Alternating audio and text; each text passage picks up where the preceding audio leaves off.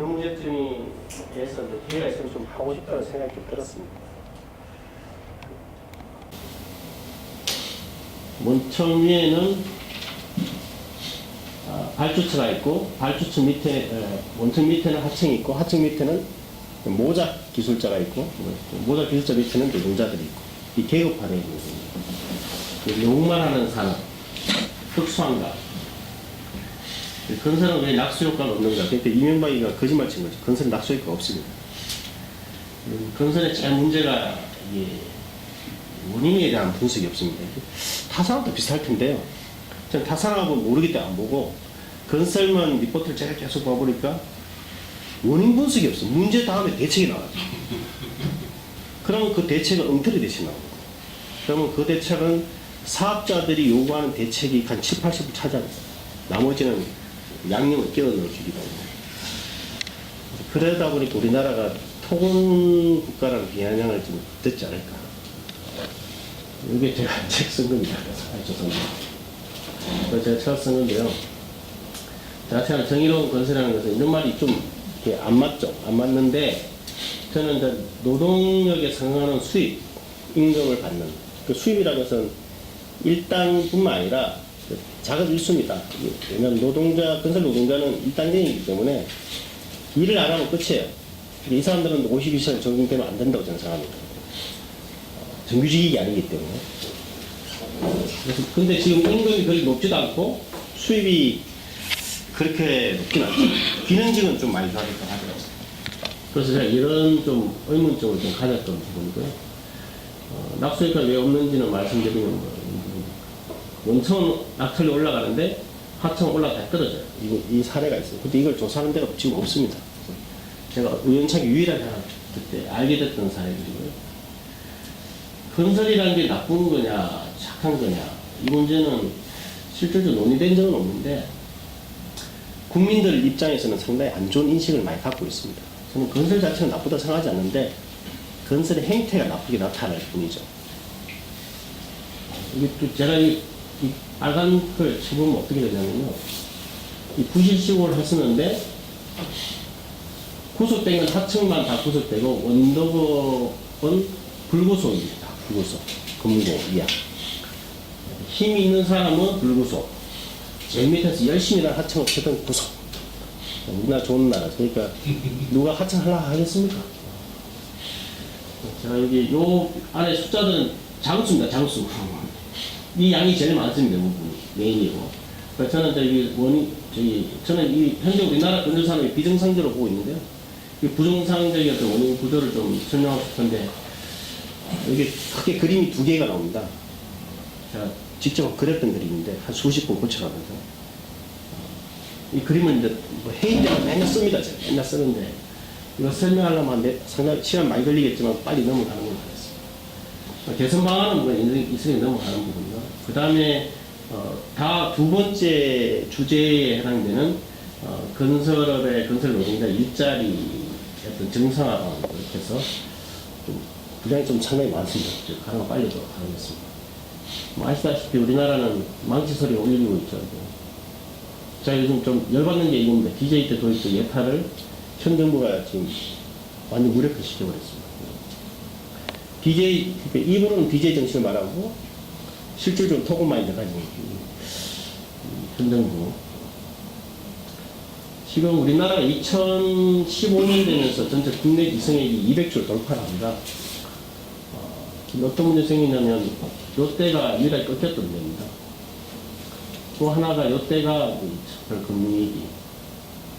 정체는 태보죠. 물가 상승률 이상 올라가야 됩니다. 공교롭게 저는 경제학자 아니지만, 97년 다하면 2008년, 2008년 다하면 2019년인데, 모르겠습니다. 이게 어떻게 될지. 여기 기성이 된, 여기 이게 아까 전에 여기 기성인데, 새로 막 때 이게 뭐냐면, 종합건설업체의 등록 숫자입니다. 숫자. 근데 웃긴 게 IMF 때 급격하게 감소를 했습니다. 그런데 종합건설업체는 급격하게 상승을 했어요. 정반대로 그렇습니다 이런 것은 아주 있을 수 없는 그런 경우죠. 왜 그럴까? 제가 보기 여러 가지 있는데 그게 우리나라의 공공공사 운찰제입니다. 운찰제. 운으로. 그러니까 업체가 많으면 낙찰될 가능성이 높아지는 운찰제. 적격심사제인데 DJ 때 그러면서 기존에 카르텔되어 있는 허가제를 등록제 바꾼 게 있고 하나는 제가 제일 중요하게 생각하는 것은 이거라 생각합니다. 따면 운 좋게 따면 다 청조도 되는 나라. 페이퍼 컴퍼니도 적법하게 영업을 할 수 있는 나라가 대한민국의 건설사입니다. 그러니까 이게 매출액이 이렇게 줄더라도 업계는 4배 가까이 급격하게 늘어납니다. 그러다 좀 힘들게 좀 줄었다가 다시 올라갑니다. 그래서 제가 이야기하거든요. 힘들다는데 왜 올라가? 너 힘들다는 뻥 아니냐? 근데 힘들긴 힘듭니다. 제가 그러고. 힘듭니다. 그래서 250조 되는 이 산업이 실질적으로는 이런 큰 문제들이 있는 거죠. 저는 또 김나쁜 건 이거죠. 해외 적자. 해외 적자면 한 수십조 될 겁니다. 근데 그게 숨겨놔가지고 알 수가 없어서. 이거 통계청에 이제 실적 있는 걸 보면 지금 작년에 260조 정도고요. 민간 부분이 최근 3년 동안 급격하게 증가됩니다. 근데 이것이 이제 아마 제 생각 때는 작년부터 이제 하강세로 들어갔을 겁니다. 민간이 위축될 수밖에 없습니다. 급격하게 건축이 올라가는 바람에 급격하게 떨어질 겁니다. 그걸 알아서 하니 뭐라도 이걸 매치시킬 수 있는 방법이 이걸 올리는 수밖에 없습니다. 공공 부분은. 그래서 현 정부는 그렇게 하지 않을까. 근데 방식이 좀 고약해서 보면 민간이 70%, 공공이 한 30% 정도 하잖아요. 우리나라 건설업체 수가 몇만 개냐고 물어보면 자세히 모르는데 하여튼 사장님만 9만 명 정도 이렇게 보시면 됩니다. 원청은 한 12,000명 되는데 원청 사장이 12,000이다. 하청이 나머지 한 8만 명 정도. 이 업체 수는 건설산업 기본법도 있지만 그 외 타법도 많습니다. 정보통신공사, 전기공사법, 그리고 문화재, 소방시설 여러 가지 다 있기 때문에 다 합치면 그 시특법에서 그 시설물 유지관리업도 또 다른 합치면 9만 개. 근데 전국 편의점 수하고 치킨점 수 이거 비교를 하던데 그 찾는 노력을 잘 못해가지고 지금 비교를 못했습니다. 나중에 시간 되면 비교를 좀 해보려고. 그보다 월등히 많습니다. 이 산업에서. 그래서 저는 이제 우리나라의 건설 산업이 실질적으로는 현재 한 200만 명 정도 되고 있는데 제가 생각하는 것은 뭐냐면 산업도 정책이기 때문에 정책은 어디를 포커스를 맞춰야 되냐. 저는 사람이 제일 많은 데를 정책의 타겟을 맞춰야 된다고 저는 생각하고 있습니다. 아니라 할 수 없지만 저는 그렇게 생각하고 있는데 근데 우리나라는 실질적으로 이쪽에 주로 맞춰져 있습니다. 그 일부 이렇게 중층 단계는 하청돼 있고 그러다 보니 어떤 일이 생기냐면 보호해줘야 될 영리법인들은 상당히 어떤 식으로 보호하는 규정들이 있습니다. 기관도 있고 그런데 행정부가 실제로 보호해줘야 될 일반 시민들 그리고 국민들은 정책에서 실제 상당히 소외되어 있죠. 아니면 양념식을 하나 뭐 곁다리 가고 오고 있다고 보기 때문에 그러다 보면 어떤 일이 생기냐면 하청 같은 경우는 치열하게 가격 경쟁하는데 하청 노동자는 가격 경쟁 노동 경쟁에다가 외노자하고 일자리 경쟁까지 추가로 더 하게 됩니다. 저는 이게 상당히 비정상적인 국가라고 생각합니다. 그래서 일자리 실태를 아마 알아봤는데 2004년도에 전체 전 산업의 취업자 수의 한 8.1%를 차지합니다. 건설산업이요. 그러다 무슨 이유인지 쭉쭉 좀 줍니다. 그래서 2013년도에 7%, 1%가 떨어지다가 최근에야 좀 올라갑니다. 7.4%. 아마 이게 건축 부분 때문에 좀 올라가지 않았을까 이렇게 생각하고 있고요. 이게 다시 줄어들 가능성이 있지 않을까 이렇게 생각하고 있습니다. 근데 아이러니한 것은 보면 2007년에 이건 전체 솔직히 다 포함한 겁니다. 186만 명이 되다가 2008년에 182만 명이 되면서 갑자기 2009년에 10만 명이 확 줍니다. 특별한 이유가 없이. 그때 기성부는 올라가는데 확 줍니다. 이게 왜 그럴까? 다는 위는 아니겠지만 저는 이제 그때 2007년도 때 외국인 고용법을 개선해가지고 재동포가 취업 쉽게 만들어줬거든요. 이렇게 간편하게 했다고 하더라고요. 그러면서 갑자기 그 사람들이 대체되면서 되지 않았을까. 근데 이걸 제가 공식적으로 연구해야 되는 논문은 없어서 단정할 수는 없지만 저는 이렇게 한다고 계속 이야기하고 돌아다니고 있습니다. 근데 반대하는 사람은 그렇게 별로 없더라고요. 이 사람이 왜 그런지 모르겠는데. 그러다 보면서 이게 그 전체의 이제 총 건설업 중에서 총 건설 노동자 비중, 그러니까 단순 노무직이라든지 전문직이라든지 기계 장치업 그 사람 합치면 비중이 옛날에는 한 70% 미만이었다가 70% 넘어가면서 지금 한 75%가 좀 증가했어요. 이 이유는 뭘까? 하나는 이것도 추정입니다. 그 관리직 이 사람들이 비정규직화 됐을 가능성이 좀 있고요.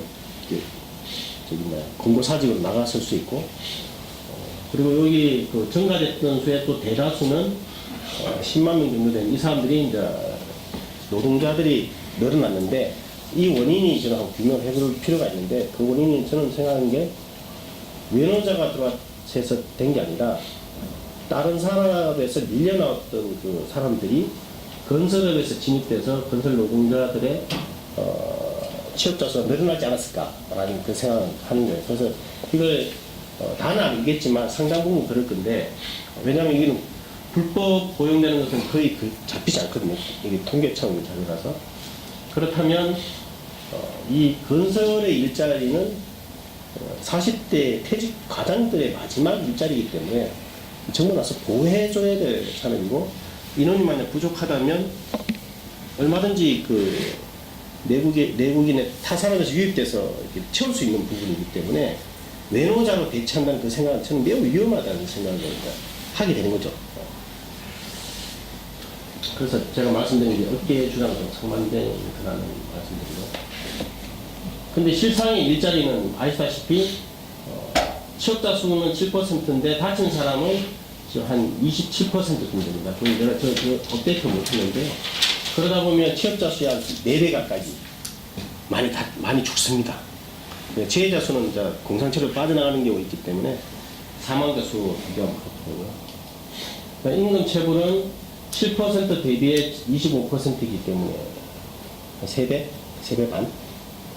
체불금은 좀 줄긴 줄었지만 이것도 2배 반 정도 됩니다. 그러니까 여기다가 그 기존의 젊은 애들이 안 좋다고 그러죠. 젊은 애 안 좋다 보니까 이 고령화가 더 급속하게 빨라지는 산업이 되고 이는 산업이다 되다 보니까 오히려 이게 젊은 사람들 또 안 들어오면서 계속 악순환이 반복되고 나중에 뒤에 보겠지만 그분들의 임금이 그렇게 높지는 않습니다.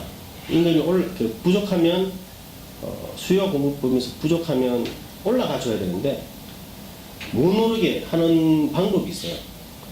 대체 수단을 집어넣어버리면 돼요. 대체를 넣어버리면 되거든요. 그게 제가 볼 때는 아마 이거지 않을까 생각하거든요. 최근에 이제 제가 이렇게 보고 쓰는데 관여를 했었는데 우리나라의 불법 고용됐던 건설 고용자 수를 하려면 이것은 설문조사밖에 없습니다. 왜냐하면 불법 고용이기 때문에 통계가 잡힐 수가 없거든요.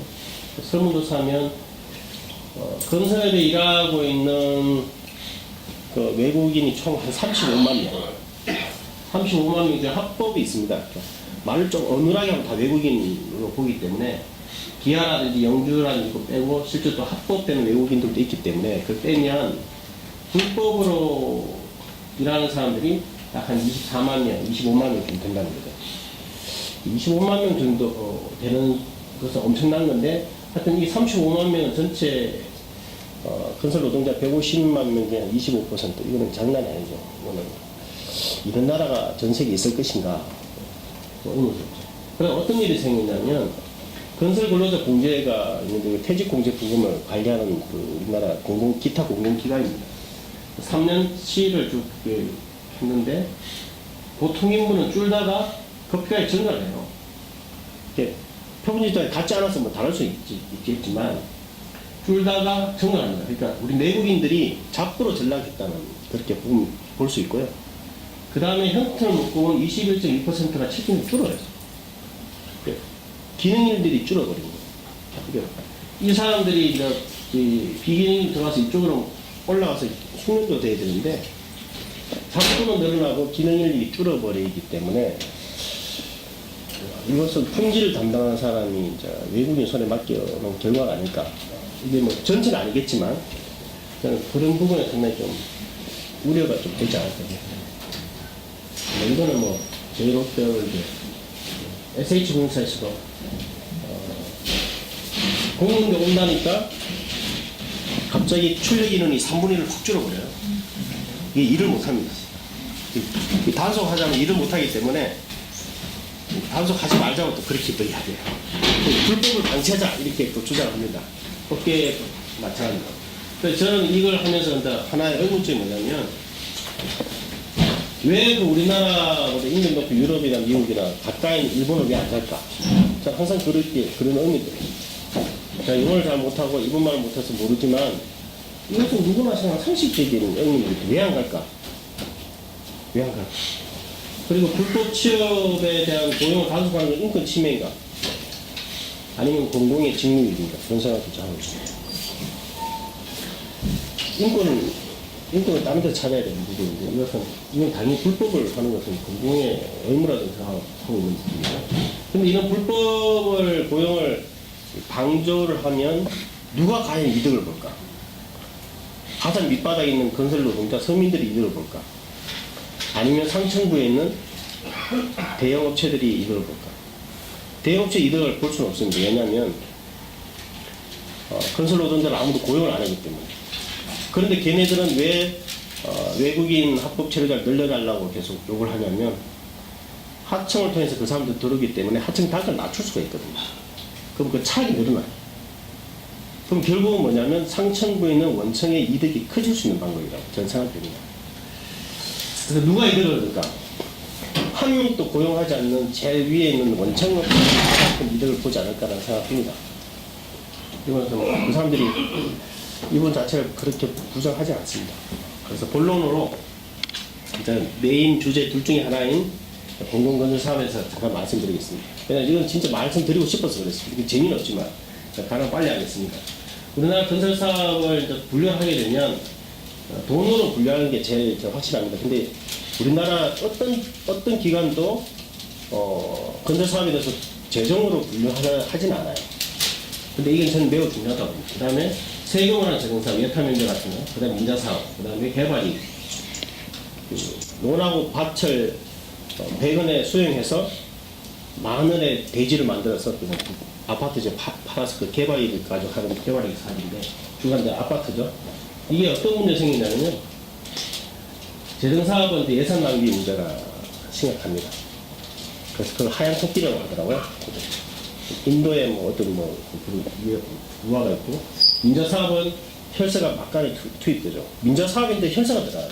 세금이 들어가요. 골 때리는 거지. 이렇게 하는 나라는 전 세계에 없습니다. 그래서 혈세 먹는 한마라고 이제 비난을 받고, 비판도 아니고 비난입니다. 근데 개발사업은 이제 부동산 공학이라는 오면을 쓰고 있는데, 제도 사업은 다 하시니까. 그래서 재정사업에 대해서 이제 발주 방식에 따라서 적격 심사, 동심제, 평피 기술 제한이 있는데, 이 분리 방식에 있는 적격심, 이게 문찰제입니다. 문찰제. 이거는 우리나라 이 계약 관련된 전문가들 100% 다 인정하는 말입니다. 공식적인 용어는 아니지만 다 인정해요. 문찰제. 문찰제가 운으로 낙찰받는 계약 제도란 말이에요. 전 세계에서 우리나라만 가지고 있는 한국형 낙찰 방식입니다. 문찰제로. 종심제와 종평제, 종합심사 낙찰제하고 종합평가 낙찰제인데, 이것은 최저가를 폐지하면서 들어간 2016년에 이것도 문찰제로 지금 전락되어 있습니다. 이렇게.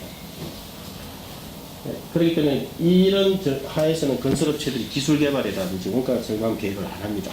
그러면 계속 세금만 떼먹고 해외 가서 돈만 깨지고, 그리고 국익에 도움이 못 되는 그런 산업으로 전락을 해버리는 부분이고요. 그 다음 또 일괄로 설계와 같이 하는 게 평키인데, 항상 로비 감압, 기술 제한은 기존에 말하는 정부 그래서 폐기하는 그런 거죠.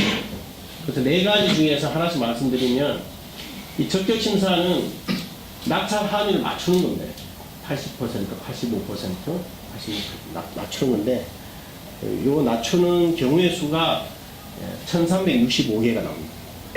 그러니까 그 회사 그 어떤 한 사업에 1365개사가 있다면 1년에 계속 하루도 안 빠져 계속 하면 1365분의 1이 낙찰될 수 있는 가능성입니다. 그러니까 기술력 있고 유능한 회사들은 망합니다. 1365분의 1의 그 낙찰 확률을 가지고 있으면 망할 수밖에 없어요. 문을 닫아야 됩니다. 근데 이게 우리나라에서 이렇게 합니다. 근데 여기 1365분의 1인데 자기가 가졌던 계열사, 음성 계열사가 10개 되면 136분의 1이 됩니다. 100개가 되면 13분의 1이 됩니다. 담합을 하면 거의 뭐 절반 이상 넘어가겠죠. 이게 아까 제일 앞에 제가 말씀드렸다시피 왜 갑자기 우리나라에 IMF임에도 불구하고 종합건설업체 수가 급격하게 늘어났느냐. 이 제도 때문에 전 세계에서 이거밖에 없습니다. 그래서 이 제도에 대해서 이 공직자가 뭐냐면 2011년에 국장이기 때문에 지금 더 높아졌겠죠. 조다천 실소국장이 실제로는 가격을 맞추기 위해 기술이 아닌 운에 의해 경쟁을 한다. 설계서와 내역서 한 번도 덜 쳐보자 가격만 맞추면 운 좋게 낙찰받을 수 있는 제도다. 우리 경쟁률이 240대 1 뭐 이렇게 해서 우리나라에 제가 봤죠. 그래서 캡처해서 가지고 있어요. 항상 쓰는 거예요. 우리나라 낙찰 제도라고 해서 가장 곤혹스러운 부분이었다. 이거 없애야 되는데 아무도 이거 없애자는 말을 안 해요. 심각한 문제입니다. 그 다음 최저가 낙찰제는 지금 없어졌지만 우리나라는 그게 변경된 종합신선 낙찰제인데 이것도 종합신선 낙찰제도 내용을 보면 가격은 돼 있지만 실질적으로 수익 능력이 되기 때문에 우리 문찰제적인 성향이 있습니다. 맞춰야 돼요. 종합적으로 높게 하는 부분이 있어요. 이게 우리나라가 최저가 낙찰 없어졌지만 제가 있어는 표현인데 우리나라 최저가 낙찰제가 없습니다. 왜냐하면 2011년도에 한국건설사에 그때 약 800억짜리 공사를 발표를 했는데 35개사가 입찰했는데 최저가를 했는데 최고가가 낙찰받았어요. 이게 우리나라에 저가심이라는 게 있어요. 부적적 공정이라는 계산이 있습니다. 이게 엑셀을 막 계산하는 건데 아주 복잡하게. 제일 싼 사람이 다 떨어지고 제일 비싼 사람이 됐는데 골 때린 게 뭐냐면은 최저가 낙찰제인데도 1등부터 제일 싼 바로 여기까지 77.7%고 3, 4등은 77.9%예요. 0.09% 차이 나요. 이런 게 있을 수 있습니까? 0.09% 차이 나요. 35도 얘를 빼면 비정상의 얘를 빼면 구멍이 뚫리는 탄착군이 한 군데만 다 쏘는 거예요. 어떻게 이게 최저가 낙찰제? 이런 제도가 있을 수 없는 거예요. 우리나라 기술자도 아주 바보로 만드는 거예요. 그다음 통키 대항 이것은 뭐 워낙 말이 많이 나와서 옛날 감사원에서 이게 사대강에 여기는 현대가 됐다가 여기는 또 현대가 또 떨어지고 뭐 이렇게 되어 있습니다. 말이 안 되죠. 한국에 좀 딴 데 다 돼야 됩니다. 감사원 쓰지 말아 그랬는데 순간 이것은 매우 중요한 거지만 선생님께서 몰라서 장기계속 공사 제도라고 이것도 일본에서 도입돼서 못된 제도가 있어요. 전 세계에서 우리나라만 유일하게 쓰고 있는 아주 못된 제도인데 아무도 없애자는 말은 아니에요. 수천짜리 여기 금액이 1,700원, 3,000원짜리인데 첫 해 계약 금액이 다 1억이에요. 1억만 있으면 발주할 수 있어요. 우리나라 장기계속 공사는 1억만 있으면 1,000원짜리를 발주할 수 있어요. 이게 우리나라 현실입니다. 미친놈의 나라라서. 민간사업은 아시다시피 수익형 민간사업 BTO하고 임대형 빅젤인데 오너 오퍼레이터 운영이고요. 리비스 해가지고 임대형. 문제가 여기서 좀 많이 생기죠. 그러면서 이게 연영을 보면 그때 MRG 제도라고 최소 운용 수익 보상 제도가 있었는데 그게 2006년인가 없어져요. 그 다음에 되면서 현 정부가 적폐라고 몰아버렸던 박근혜 정부에서 그 MRG하고 비슷한 제도인 위험 분담형 제도를 만들어놔요. 근데 지금 현 정부 이걸 잘 활용하고 있습니다. 적폐 세력이 만들었던 이 제도를 지금 잘 활용해서 발전하고 있습니다. 이런 민자사업의 문제는 뭐 말씀하셔서 대충 아시겠지만 사업자 선정 단계에서 사업권 경쟁이 없습니다. 경쟁 안 합니다. 얘네들이 단독이 들어와서 얘네들은 하고 협상을 해서 계약을 체결합니다. 1조짜리 사업을. 말도 안 되죠. 1억짜리 사업도 단독 들어가면 다 유찰이 되는데 1조짜리 사업은 한 명이 들어와도 그냥 걔하고 협상을 해요. 그럼 걔가 누가 되겠습니까? 재벌하고 다 결탁가 되고. 그 다음에 추진 과정 속에서는 사업비 결정 착공 단계에서는 협상을 하는데 협상을 사업자한테 유리하게 협상을 합니다. 그러니까 운임이 높아지죠. 그러면서 또 세금 또 갖다 먹고 시공 단계에서는 관련 정보를 철저하게 비공개합니다. 민자사업이라는 거 세금이 엄청나게 들어갑니다. 그렇게 해서 이런 사업들도 저기 예비 타당성 조사를 해야 됩니다. 500개 이상 사업에 해당되기 때문에. 그런데 운영 단계에서는 맨날 적자가 해서 맨날 세금을 꼬라박아요. 근데 문제는 아무도 책임을 안 진다는 거예요. 근데 그런 것도 다시 이렇게 최경환이가 도입합니다. 이것을 가지고 발주했던 사업이 신안산선 철도 사업입니다. 3조짜리 사업. 그리고 GTX-A도 요걸 이 방식으로 발주를 했습니다. 근데 하도 제가 비판하니까 이걸 다시 설거문이 A를 빼버려 아래서 빼서 BTO로 해서 좀 설거문 바꾸긴 했습니다. 그래서 1조를 더 줬습니다. 또 1조를 더 줘요. 요거 빼는 조건으로 1조를 더 줘버렸습니다. 좋은 나라입니다. 건설하기. 그래서 이때 도입된 부분이고 이 부분이 여기에 더 주는 겁니다. 설명하면 되니까요. 그래서 최경환이가 도입됐을 때 민자 르네상스 다시 오나 크게 했습니다. 근데 이게 쉽게 사업이 하나씩 진행되지는 않습니다. MRG 제도가 크게 기여했지만 개발도상들이 이런 똑같이 적으면 신중 검토가 이루어져야 한다. 양심이 좀 있으니까 여기서 세계은행에서 조금 한마디 듣는 거예요. 세계은행은 민자사업의 어떤 보정을 대신 뭐 이렇게 해주는 데라서 민자사업에 대해서 상당히 많이 관여하는 데라서 상당히 우호적인 제가 알기로는 그렇게 알고 있어요. 부패 구조는 뭐 잘 아시니까. 김유미 장관이 옛날에 이런 말 하더라고요. 전담만큼맨도 설득놀이. 그래도 안 되면 법을 바꾸자. 이게 우리나라입니다. 토공과의 법입니다. 그럼 이 원인이 뭐냐? 브로커하고 종합건설 바꾸는 게 이제 미국에 하고 있는데요. 브로커라는 개념이 뭐냐면 자체적으로 공사를 수행할 노무 인력을 도외하고 있지 않는 형태. 이게 브로커입니다. 미국은 브로커 그렇게 부정적인 개념이 아닌가 하던데 우리나라 페이퍼 컴퍼니 비슷하죠. 근데 종합건설업체는 뭐냐면 다양한 형태의 불철의 토공 장벽하고 자신의 인력으로 수령한다는 거예요. 직접 고용을 해서. 그게 미국에 하는 방법입니다. 우리나라는 현대대우 삼성 다 브로커입니다. 이 기준은 다 브로커입니다. 1조짜리를 받아서 다 쪼개가지고 다 청주거든요. 자기가 장비 없습니다. 권명태 씨 고용 안 합니다. 하청업체 고용합니다. 우리나라, 미국식 기준으로 보면 우리나라 현대대우 삼성은 다 브로커에서 그래요. 종합건설업체는 거의 없습니다. 1%도 안 됩니다. 그래서 문제가 심각한 부분인데요. 이건 이제 문제는 도급원 현대하고 계약을 했지만 실제 일하는 사람들은 이름 모를 토건업체가 일을 하고요. 근데 그 토건업체한테 주면서 온갖 불평 부당한 특약을 하청한테 강요를 하죠. 근데 하청은 하청 받아야만 일을 살 수 있기 때문에 그것을 감수를 합니다. 그래서 가끔 국정감사에서 웁니다. 대표님도 오셔가지고. 그 정도 나오면 근데 해산하는데 거의 문 닫았다는데 보시면 됩니다. 하청에 의존하다 보니까 이제 운동은 직접 시공 능력이 상실합니다.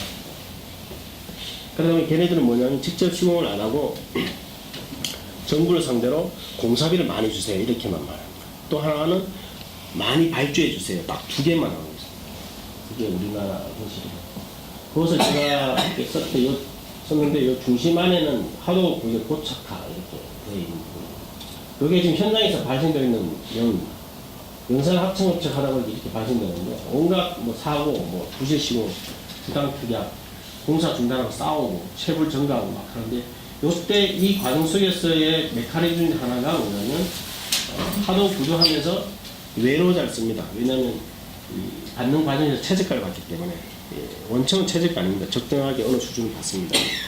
종합심사 낙찰자 홍기 파악을 해서 받는데 하청은 항상 최저가이기 때문에 빠듯하다고 외로 잘 씁니다. 외로 쓰다 보니까 불법 취업자가 증가되고 불법 취업자가 증가되다 보니까 외국인은 좀 더 늘려달라는 또 외국인 확대 정책론을 또 하게 됩니다.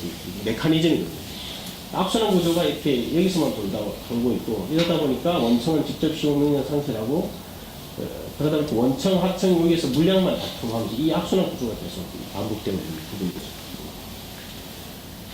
제가 여기 좀 썼는데요. 좀 동의 안 하시는 분도 계시겠지만 불법 자족을 양산해서 이게 불체자들의 불법 고용을 양산하는 불법 고용은 서민 일자리를 뺏어가는 부분인데 이 정부와 성층부 양대 노출은 불법 고용을 저는 묵인하고 있다고 좀 보여지고 오늘 동조하는 경향도 있습니다. 정신 나간 사람 같은데 하여튼 동조하는 경향도 있습니다. 왜냐면 간에 이주 노조 단체를 만들고 막 이랬어요. 합법은 누가 뭐라고 한 건 아닌데 왜 그런지 모르겠어요. 그 이유는 뭐 제 개인 생각할 때는 자기들 일자리 안 뺏기기 때문에 인권적 차원을 막 생각해서 그렇지 않을까 생각합니다. 그 다음에 제일 중요한 건 돈에 대한 문제를 좀 해야 되는 부분인데요.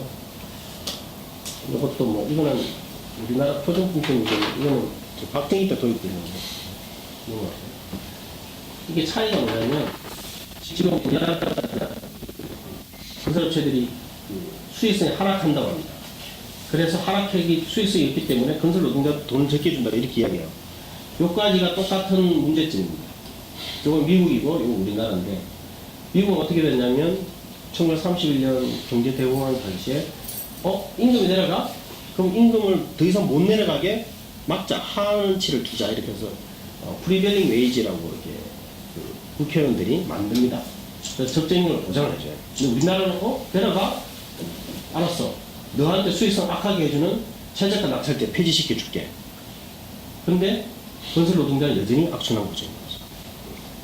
우리가 그렇게 자본주의 맹점을 비판하는 사람들이 오히려 훨씬 더 좀 배울 점이 많다고 저는 보일 수 있어요.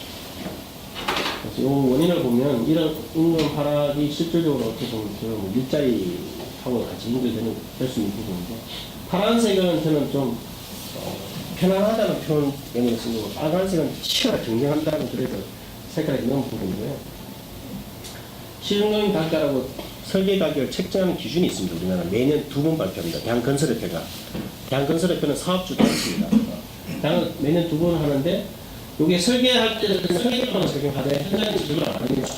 그러다 보니까 보통 인부가 13만 원 책정되었더라도 잡고 들어온 사람이 5만 원 정도 관계는 없어요. 얼마 주더라도. 그렇게 외노자를 씁니다. 저가 외국인들. 그리고 저가 외국인들 쓰다 보니까 저가 외국인들 최저임금을 맞춰주다 보면 어떻게 되냐면 불법 취업을 사람을 양산하게 돼 있어요. 어차피 뭐 엄성적으로 들어갔으니까 불법 취업을 하게 돼 있어요. 이 구조가 계속 되다 보니까 이 사람들이 이제 놀러 왔다가 이제 안방 차지하게 돼 있는 격이 지금 거의 지금 도래했습니다. 심각한 상당히 문제가 되는데 이게 문제는 뭐냐면 가택이나 3D 직종에서 이 사람들이 외국인과 임금 경쟁까지 해버리기 때문에 우리나라의 서민 일자리가 안 되고 그래서 실제로 일할 수 있는 기능공들이 양산되는 체계가 와해돼버리는 그런 상황이 좀 되어 있습니다. 이게 제가 우연하게 이제 일본에 한번 갔었는데 일본에 3년 전에 4년 전에 갔었다가 일본이 최근 한 2012년도인가 계속 얘네들은 설계 노무단과 우리나라 실능 단가가 똑같은 겁니다. 이 설계 반영시켜 주는 건데 이것을 실제 이제 시장 반영에 지금 낮춰갔어요. 우리나라는 계속 올렸습니다. 우리나라는 계속 올렸어요. 그러다 보니까 이 애들이 죽겠다 그러니까 한 20-30%씩 급격히 올려줬습니다. 이렇게. 그 어떤 일이 생기냐면 이 대공이 목수라는 말이 있던데요. 대공의 임금 똑같아요. 근데 올라가도 똑같아요. 근데 설계 단가를 올려더라도 실제 일하는 사람들은 똑같다는 거죠. 그럼 요 차익이 여기 막대인데 차익이 줄다가 갑자기 차익이 엄청 올라가요.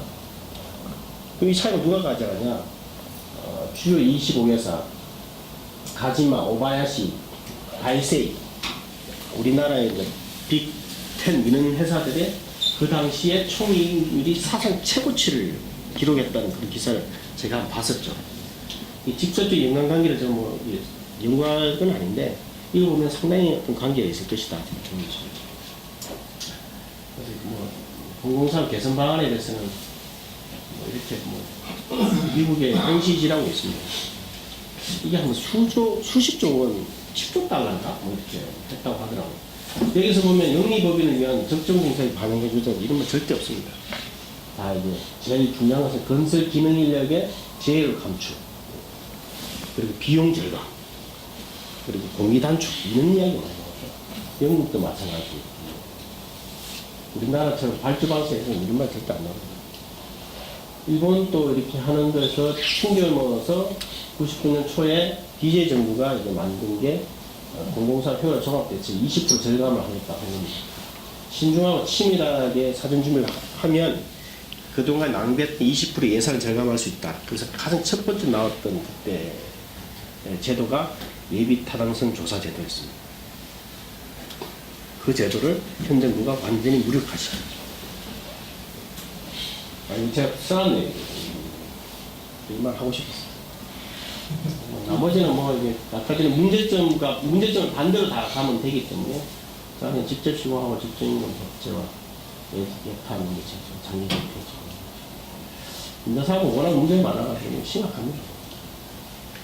이것은 국토부 사람들이 보면 뒤집어질 일이지만요. 저는 제대로 된 건설사업 하려면 비전문가인 선출직들이 개발 공약을 금지해야 된다고 생각합니다.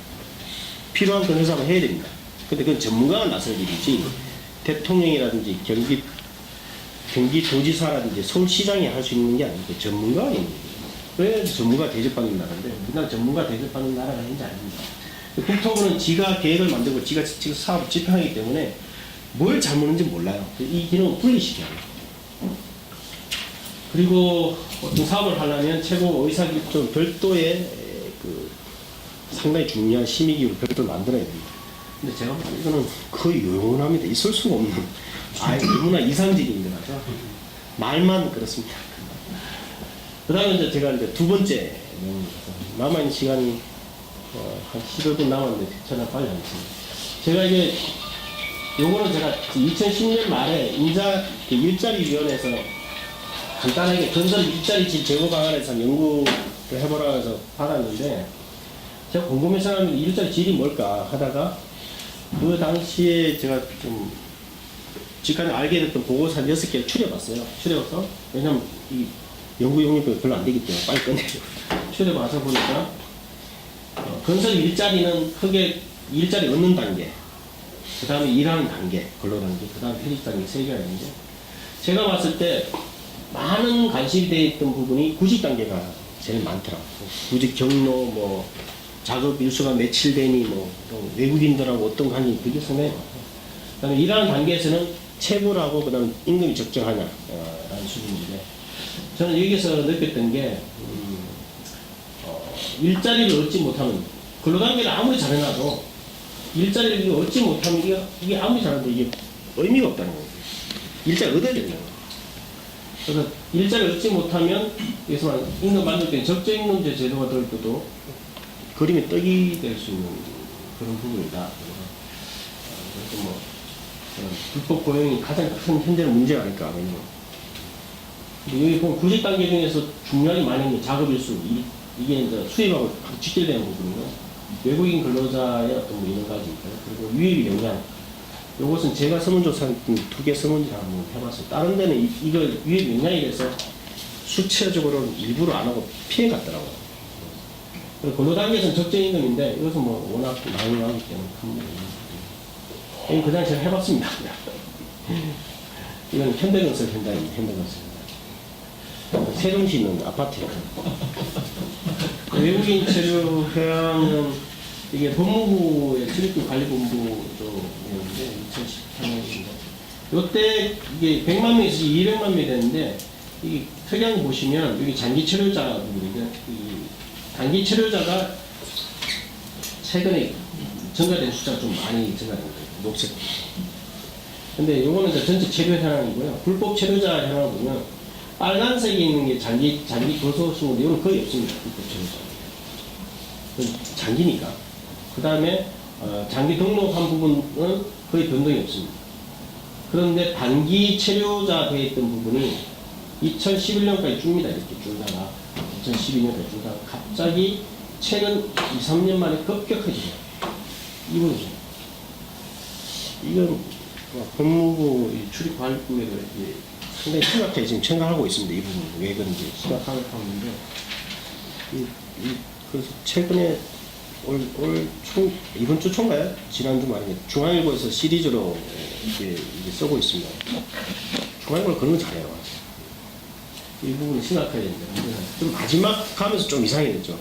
커트를 놀려줘야 되는 거 아니냐, 뭐 그런 주장을 하는데 그런 부분. 요게 그 작년 중순경에 건설물자 공제에 관한 설문조사를 했는 부분인데요. 부족하다는 부분 보면 건설업체 또한 부족하다는 부분들이 많고 적정하다는 것도 좀 있습니다. 근데 비숙련에 대한 숙련에 대한 적정하다는 것은 낮은데요. 비숙련에 대한 적정하다는 수치는 조금 높습니다. 능력이 좀 높고, 이건 상당히 중요한 의미가 뭐냐면 현재 합법적으로 들어온 외국인 노동자들은 다 비숙련공입니다. 근데 비숙련공은 지금 적정한 수준이거든요. 어느 정도 봐도 부족한 정도가 좀 낮아요. 노동자나 건설은 둘 다 낮는데 지금 코타를 늘려달라는 것은 비숙련공을 더 데려오자는 거예요. 적정한데 더 데려오자는 거예요. 이게 말이 안 맞는 겁니다. 지금 부족한 것은 기능인력이 숙련공입니다. 부족한 건설인데. 그리고 이제 건설 근로자한테 물어봤을 때 작년은 늘었다. 이게 항상 설문조사 할 때마다 보면 내년은 늘었다는 응답이 제일 많습니다. 내년 많이 늘었다는 건데 이걸 어떻게 쓰면 해야 될지. 여기 이제 일단인데 이게 일단 좀 심각한 부분이에요. 저는 뭐냐면 임금 차이, 외국인과 외국인 임금 차이가 줄어드는 것도 있는데 비숙련공의 임금 차이가 거의 없습니다. 조선족. 외국인 산업 거의 없어요. 만倍차이. 문제는 이 둘 간의 갭이 너무 크다는 거예요. 이게 20%, 숙련공은 20% 되는데 원래 자꾸 비숙련공의 이 차이가 25%, 30%까지 차이가 더 납니다. 누군가 돈을 빼갔다는 얘기예요. 누가 빼갔다? 누군가 빼가고 있는지 찾아야 돼요. 유인 능력을 보면 제가 이 두 문제는 제가 설문조사를 시행을 했어요. 노조를 통해서 했던 거죠. 2015년. 일자리 감소된다는 게 한 80% 이상 일자리 감소입니다. 외국인 영향에서. 그 다음에 일당은 한 70%가 준다. 네, 좀 낮지만 노동강도는 한 55%가 노동강도가 상승했다. 과연 공사비가 부족할까? 라기보다는 요 하청 받는 건설로 요 사에서 불법 들어오면서 요 차이 묵은 거 가져가지 않는 상당 부분 이게 빠져나가는 이 누수되는 공사비를 잡아야 돼요. 이 부분은 저는 공사비 부족은 나중에 문제인데 맨날 사람들 그것만 먼저 이야기합니다. 정사방을 잠깐 말씀드리면요.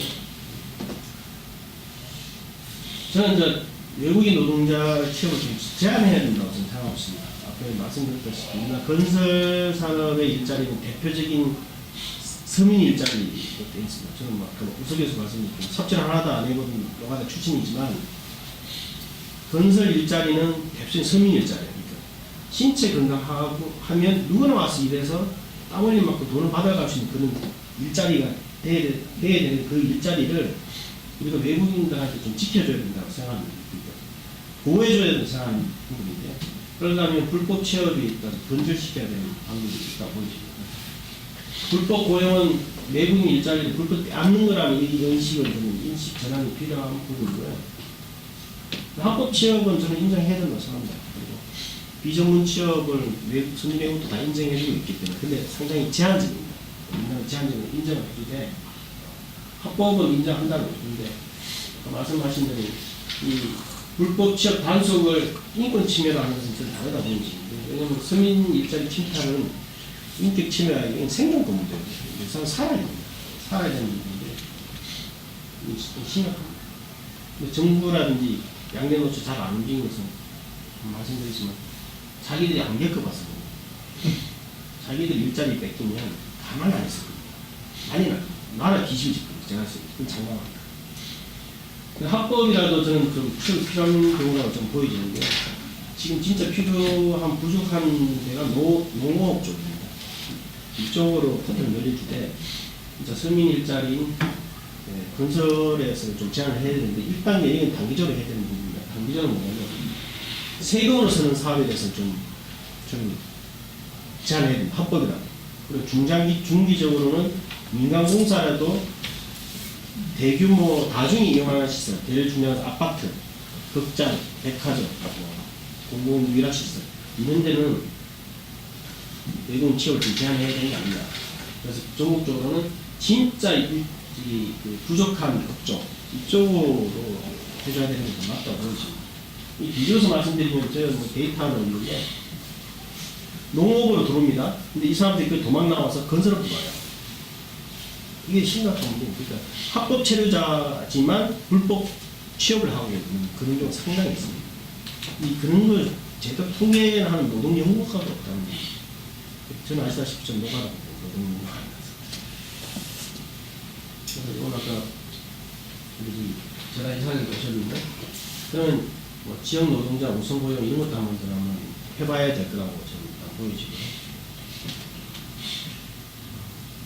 연결되지만 이제 적발기능을 좀 강화를 시켜야 됩니다. 현재 지금 중앙정부에서 하고 있는 다수기능이 400명입니다. 400명. 400만 가지고 할 수 있겠습니까? 지자체에서는 인원만을 좀 하더라고요. 특사경을 한번 좀 되냐면 아직 안 되는 모양이 같습니다. 이게 업무 범위에서는 잘 안 돼 있지만 이런 것도 과감하게 한번 풀어서 이런 사람 안 되면 이런 사람들을 추출할 때 뽑으면 되죠. 공무원들은 일자 창출해서 나쁘지 않을 겁니다. 그리고 우리나라는 적재임금 제도를 해줘도 그걸 적재임금 안 줘도 원청을 처벌하기는 상당히 쉽지 않습니다. 왜 그러냐면 원청이 건설 노동자를 고용을 안 하기 때문에. 그러면 어떻게 되냐면 하청이 불법으로 고용을 시켰더라도 원도급한테 책임을 물어야 돼요. 그래야지 원도급이 관리를 해서 불법 고용 안 되면 수시를 한단 말이에요. 그 책임을 물어야 돼요. 직접 적용이 안 되더라도 단기적으로. 왜냐하면 이게 가장 대표적인 경우가 하도급에 소속된 건설 노동자가 죽었어요. 그렇다도 원청은 그에 대해서 페널티를 먹습니다. 또 불법 고용은 우리나라 서민 일자리를 해서 그 사람들의 생존권 문제이기 때문에 원도급에 대한 관리 책임을 물어야 되는데 거기 입찰청과 제한조치 가장 센 부분입니다. 계약적인 부분. 그리고 공공이 나서서 이런 문제에서 좀 주기적으로 좀 조사를 해야 되지 않나 생각합니다. 이까지가 제가 다 끝났습니다. 최대한 빨리 해야 됩니다. 좋네요. 사회적 취업지원센터 다 직접 시공, 사각지대 민간 이게 제일 현재 지금 현황입니다.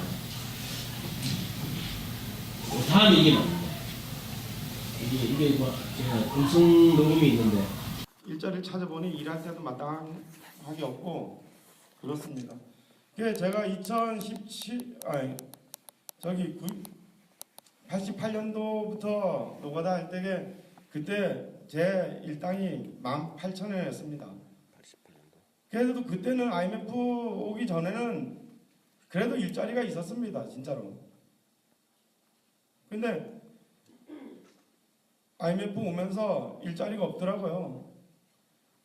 그래서 이제 터널 노가다를 갔어요. 그래서 터널 노가다 그때 잘했습니다. 근데 그것도 지나다 나니까 외국인 이제 터널 노가다가 처음에는 단가가 좀 쌌었어요. 그때 한 달 일하면은 140만 원, 150만 원 이랬었어요. 많이 받는 사람은 180만 원. 그것도 뭐 시간제로 다 이렇게 틀리더라고요. 잘 계산은 못하고 저는 그냥 주는 대로 해서 받아가지고 했는데 이제 그 터널 노가다 하는 사람들도 이게 적다 그래가지고 이제 인상을 한 게 이제 280만 원까지 인상을 했습니다. 그 280만 원 해가지고 지금은 한 300만 원, 320만 원까지 받는 모양이더라고요. 근데 이게 일당이 이렇게 월급제로 해서 이렇게 올라가 놓으니까 회사에서 우리나라 사람을 이제 안 씁니다. 자꾸 외국인 근로자를 자꾸 갖다 쓰는 거예요. 그 외국인 근로자 갖다 쓰면은 보통 한 180 정도 한 달에 주는 것 같더라고요. 근데 가드를 터널 와서 일하는 걸로 해가지고 한 200, 한 2, 30만 원 줍니다. 그럼 우리나라 사람하고 한 달에 한 7, 80만 원 차이가 있잖아요. 특히요, 저 경동 같은 회사는 한 터널에 8명, 7명 그 정도 쓰면 반장, 조장 빼고 한국인 사람, 한국인 하나 쓰고 나머지는 다 외국 사람입니다. 다른 회사들도 다 똑같아요, 지금은. 기본적으로 5명, 이제 뭐, 외마구리 같은 경우는 5명을 써요. 그러면 한국인 사람 3명밖에 안 쓰고 2명은 거의 40%는 다 외국인이에요. 근데 외국인이 원래 장약을 못하게 돼 있어요. 외국인이 하약을 만지면 불법입니다. 근데 저희는 그걸 얘기할 수가 없어요. 근데 회사에서는 그걸 어떻게 쓰냐? 그냥 이 터널 가면 전부 신호수라고 있어요. 그건 장약을 안 하니까 그 신호수 대신 그냥 쓰는 거예요. 그리고 약재할 때 오면 와서 하약도 재요. 외국인이 하약을 재는 건 불법이라고 저는 들었습니다. 근데 노동자들은 그걸 얘기를 할 수가 없어요.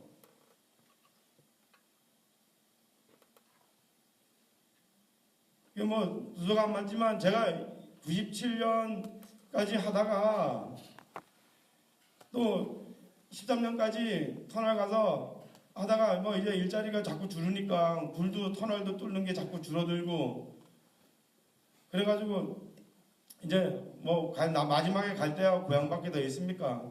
저도 평창이 고향인데 그 고향에 와서 이제 아파트 같은 걸 하나 짓길래 갔어요. 갔는데 일을 할 수가 없습니다. 왜냐? 외국인 근로자가 너무 많기 때문에 한국인 근로자가 거기 가서요 노가다를 할 수가 없는 세상이 됐어요. 외국인 애들이 왕따를 나버려요. 제가 처음에 노가다 할 때만 해도 진짜로 젊은 사람들이 그래도 많았어요. 근데 지금은 우리나라 사람이 가서 노가다 현장 가서 뭐 노가다 하려고 그러잖아요. 그러면 외국인 근로자한테 왕따가 돼요. 저 타워크레인 신호수 보는 사람도 외국인 근로자가 말만 조금 잘하면은요 다 신호수 봐요.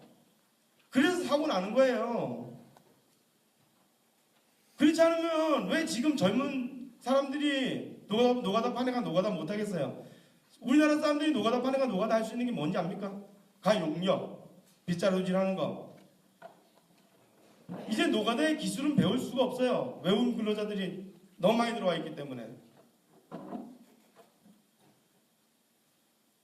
그리고 뭐 노가다 하다 보면 못 벌었으니까 못 준다. 그게 뭐 진짜로 저는 그런 거를 많이 겪었어요. 객지도 다니고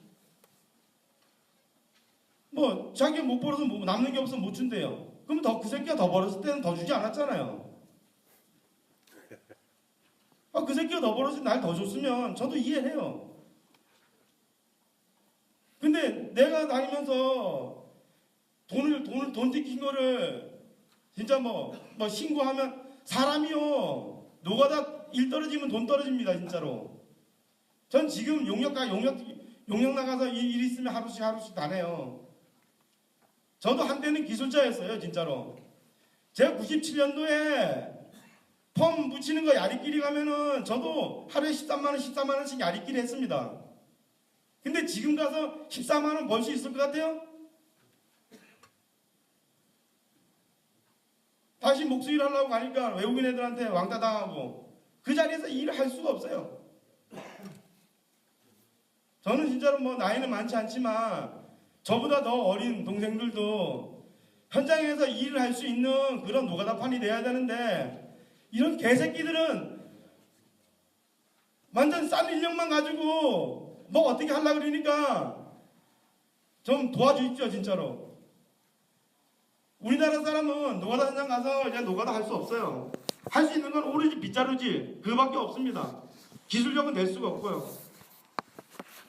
뭐 두서없는 말이라도 잘 들어주셔서 고맙습니다. 이걸로 마치겠습니다.